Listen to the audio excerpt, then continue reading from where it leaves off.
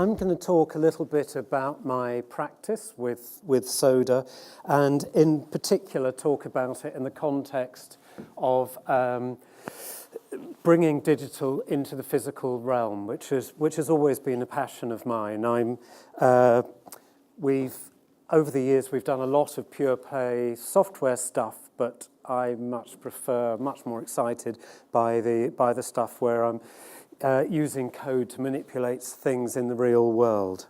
My background, sculpture, which might be part of the underlying reason why I like the physical stuff, getting my hands dirty with real things.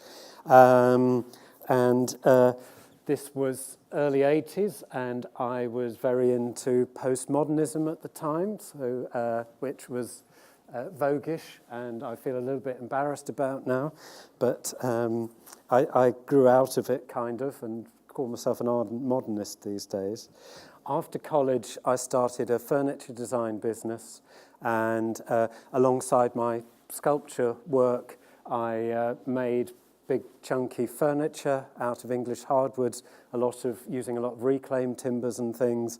But as I was doing that and evolving my art practice, I got more and more into computing and working with electronics. So went and did an MA in digital art in Middlesex in the about 93, 94.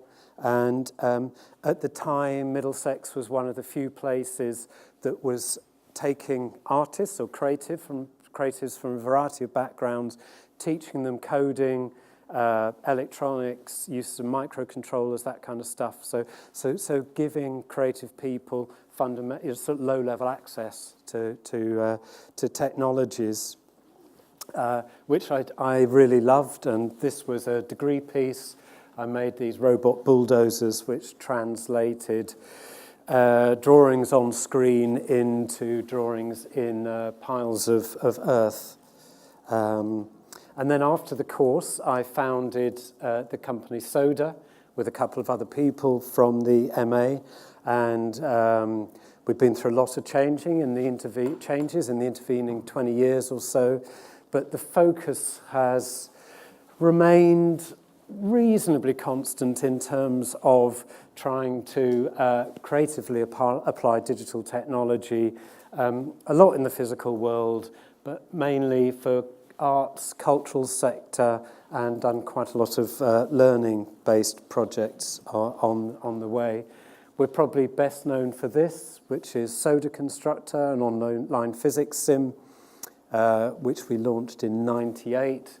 We won a BAFTA for it, Best Interactive Art, and Soda Constructor allows you to draw these little models, these little creatures, using dots and lines which animate according to Hooke's law as masses and springs. You can play with gravity and springiness and all that kind of stuff. I also founded an organisation called Makers Guild, which is an umbrella organisation for makers of all kind of flavours, a social innovation micro-funding organisation called the Awesome Foundation, which is a kind of no strings attached way of micro-funding projects in a very sort of fluid and flexible way. And we've done loads of different projects over the years. And I'm going to talk a bit about those in the context of making physical digital. So commercial projects like this, arts projects like this. This is a fairly early art project called Corrupted Nature, where I had two robots performing a Marquis de Sade play called Dialogue Between a Priest and a Dying Man. So we've got the priest robot on the left-hand side there, the dying man in the bed, and they had this very dynamic discussion about the nature of free will and what it is to be human. So it was a play on using robots to have this very sort of impassioned argument, which from a de Sardian viewpoint was about the we had a very kind of anti-religious, heretical standpoint. I've loved robots for a long time and worked with that kind of thing for a while. This is site-specific project called For Love, which was commissioned by the Scottish Arts Council, and we were asked to do something for the Loch Lomond and the Trossachs National Park, so created these units which were attached to trees throughout the park with little wind generators up in the branches to power them. And this was pre the days of Twitter and social networks and things, so pure SMS. And the idea of it was it conflated the time-honoured tradition of carving love messages into the bark of trees with flirting by text message. So you could write something, you could write a text to these devices, and then it would display your passionate texts on this fluorescent display on the units attached to the trees. And that this was very much about, in a way, making apparent that even in this sort of quasi-natural landscape, it's all permeated by radio waves, and technology is something which implicates on so many aspects of our lives, in this case love, romance, and in a natural setting. And in a similar vein, this was some robotic towers in an installation kind of riffing off a Raymond Queneau book called Cent Mille Milles de Sonnets, and he was a constructivist poet, and he made this beautiful book with loads of poems printed on really lovely thick paper that was all cut into strips, so you could recombine the poem sonnets in the book by moving the strips around, a bit like a child's book. Each of the robots had a sonnet in the memory of its microcontroller, and it would pan around and find another robot it wanted to communicate with, and via IR would transmit the sonnet one to another, and in these little now very old school basic stamp microcontrollers would kind of montage together the sonnets and retransmit them out. So you got this sort of Chinese whispers of the sonnets being recombined by the robots, and every now and again they would flash out their re-edited sonnet in Morse code that was picked up by a CCTV camera above the installation, connected to a computer, which would then decode the text from the sonnets on the adjacent screen. So this was very much about communication of data which has very human relevance but is pretty much invisible to us, like the IR transmission between the robots, unless it's decoded by a computer. This one, very physical. We again use little microcontrollers to control the movement of these very large and aggressive lightweight panels driven by pneumatic rams, which had a sort of very physical agency in space. And this was originally shown in the Moderna Museet in Stockholm, toured around Europe, and this is in the Museum of Science in the Industry in Manchester. So the notion of this was just a few little lines of code could have this very physical agency in our space, and it had a behaviour that looked very deliberate and considered, but in fact it was generative and really didn't have the meaning that you might anthropomorphize into it. This is a bit more recent, a project called Neurotic. I really loved punk music as a teenager, and had kind of failed to grow out of that. And we've done a few projects with neural networks and very interested in learning and forms of artificial intelligence like that, and was fortunate enough to get funded by the Wellcome Trust to make this project where I made 3 pogoing punk robots, the robots again. We wrote a neural network which was trained to recognize and love punk music that I loved as a teenager. I should say, I then formed a punk band, which I fronted and sung appallingly. Everyone said, it's punk, don't worry about it, you're supposed to be bad, but it was, I was very, very bad. And the band played to an audience at the ICA in the Mall in London, and in amongst the audience were these 3 robots controlled by the neural network. And if my band was punk enough, according to the neural network, then the robots would pogo up and down. And projected on the screen behind the band is a sort of visualization of what the neural network is seeing in terms of the histogram, analyzing the audio, and its interpretation of that histogram.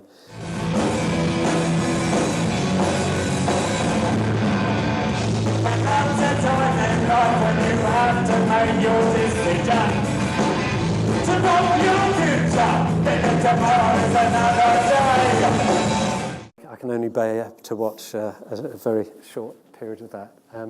We're working on a follow-up project to that, again using a neural network. In the case of Neurotic, it was my band entertaining some robot things in the audience, and here this is the idea of taking that a little further, where it's a modernist sculptural form, very large, with capacitive sensors all over its surface, and then a neural network which is trained to learn and evolve different responses to touch pleasure. So it's building on some of these models of mirror neurons and this empathy and anthropomorphism, which has sort of permeated quite a few of these projects.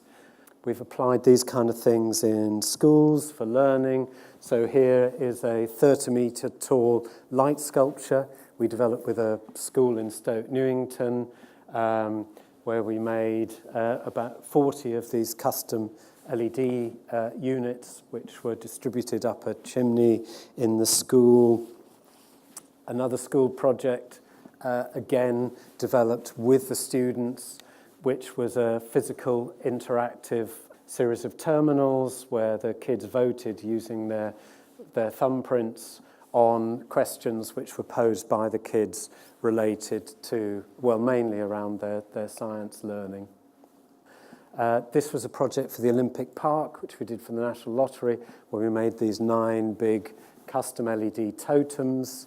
The microcontrollers were networked together, so they were able to produce a large image across all the totems. We've done a lot of work in museums, which are a nice environment to be able to do some of this physical stuff, get away from screens.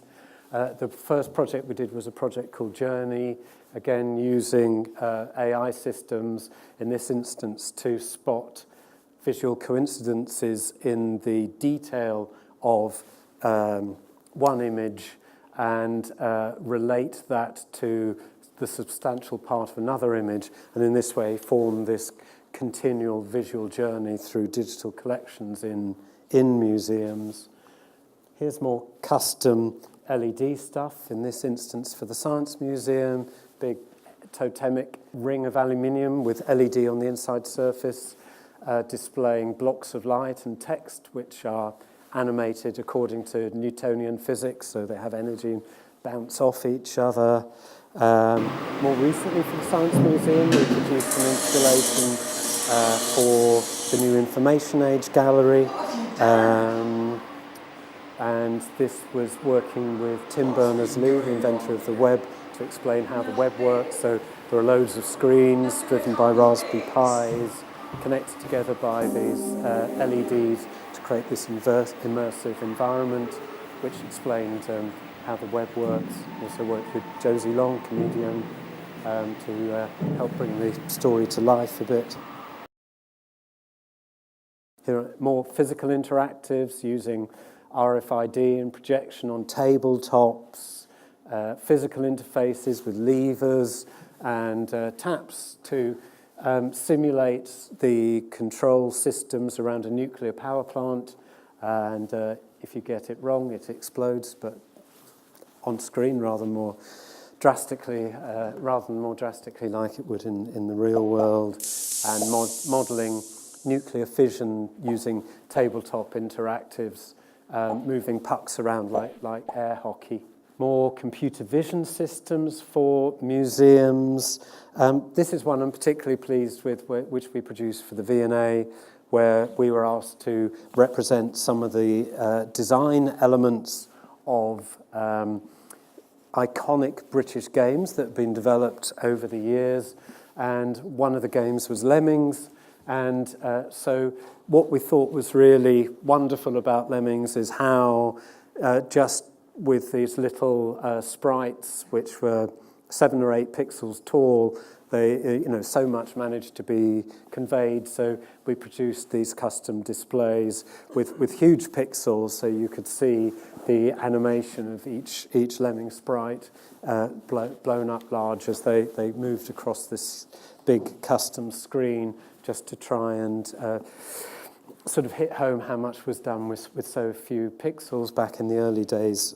This was a nice research project looking into methods of using physical interactive tools to navigate digital displays with the National Maritime Museum. So the metaphor was using a boat to navigate through a 3-dimensional islands of collections. This is a very large custom LED display for a shopping centre in Dublin. These are 5.5 metre tall rods of LED hung in a sort of curtain form, which becomes a big video screen. And the centre worked with schools and local community to produce videos which were shown on the screen. Very recently I produced a custom sign with about 1,200 LEDs in it for an independent workspace in Hackney called Today. And the idea of this, the kind of whole branding behind the workspace is that every day is different and the community in the workspace is different. So they've pre-generated a different colour for each day for the next 10 years. And this custom display affixed to the outside of the building displays each new colour for the day as a gradient, which slowly evolves over a 24-hour cycle. So it fits in with their branding. This is the Olympic Park again. Some projection mapping on a big castle in Wales. This is one I particularly enjoyed, which is a building facade with inflatable cushions made of plastic called ETFE in a building called the Mediatic in Barcelona. And here we produced an open source control system which controlled the solar gain and also the look of each one of these cushions by pumping air inside it, which would inflate a membrane which pressed against the front side of the cushion, so it would be silver or dark according to how the cushion was switched.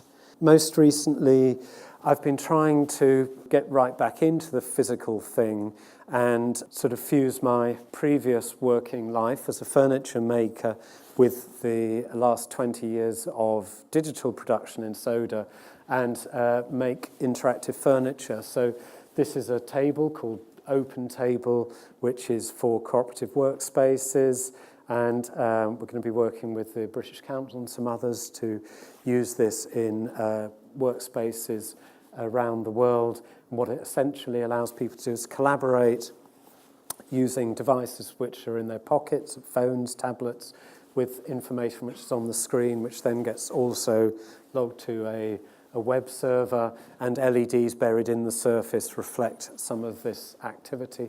This is made of recycled plastic. Most recently, and connected to the library upstairs, we've produced an interactive table to work with the materials connection library upstairs. And the idea of this is that you can pull samples from the materials connection off the shelves, place them in the recesses on the table, so they're then read by barcode readers into the software controlling the screen. So you get the data from the materials connection database pulled up on the screen. You can then pull that into what we're calling a sketch, annotate it with text, with drawings.